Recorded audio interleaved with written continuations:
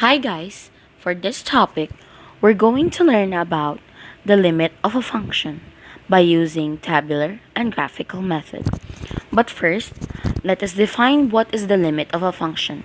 In mathematics, it is the fundamental concept in calculus and analysis concerning the behavior of that function near a particular input in the question. This topic can be discussed as stated in two ways, tabular and graphical methods. Let us first use the tabular method. Let us consider the linear function f of x is equals to 2x minus 3.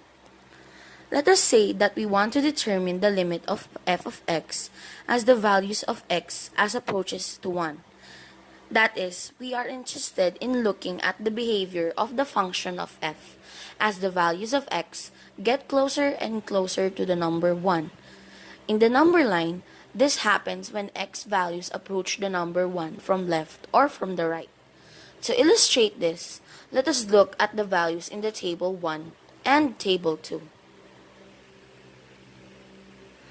Table 1 shows the values of x approaching the number of 1 from the left. That is, the values of x are getting closer to 1, but they are all less than 1.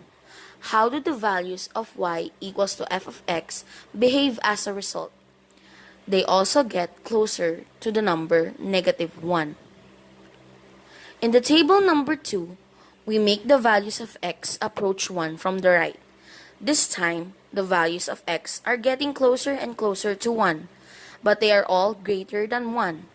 Then, we see that the resulting values of f of x also approach the number negative 1. In this example, we observe that as the values of x approach 1 from both the left and the right, the values of f of x also approach negative 1. Hence, we say that negative 1 is the limit of f of x equals to 2x minus 3 as x approaches to 1. Let us provide the graph. Since we want to determine limit of 2x minus 3 as x approaches to 1, we are interested in the behavior of the graph around x is equals to 1. Let us consider the points of the graph as the x approach from 1 from the left. These points have coordinates found in the table. Notice that the points move up along the straight line and approach the point 1 and negative 1, where y is equals to negative 1. You will observe a similar behavior using the points determined by the values in table 2, where the x values approach 1 from the right. The corresponding y values also approach negative 1.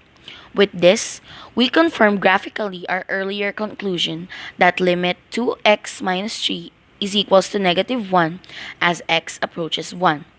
Note also that f1 is equals to negative 1. Therefore, in this case, limit of 2x minus 3 as x approaches to 1 is 1. Now that you know how to solve using the tabular or graphical method by finding the limit of a function, answer the question flashed on your screen. Comment down below your answer and let me know what you think. Thanks so much for watching.